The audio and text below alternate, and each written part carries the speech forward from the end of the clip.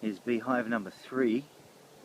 I just put that here 2 days ago. It's got bees now.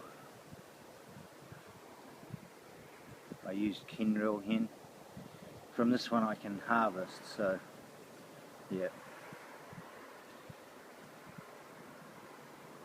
I was surprised that the bees came so quickly. And then if we walk up here a bit more,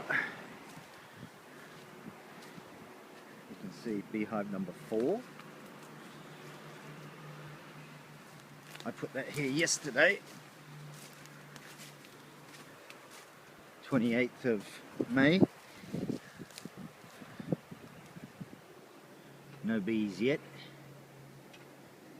And kindrel hen, almost finished, blooming.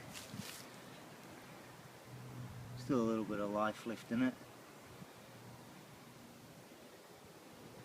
No bees yet, but hopefully the bees will come. Nice position for it, cool breeze, and over there are trees, down there rice fields, flowers. Okay, see you guys. Come on bees, get in there.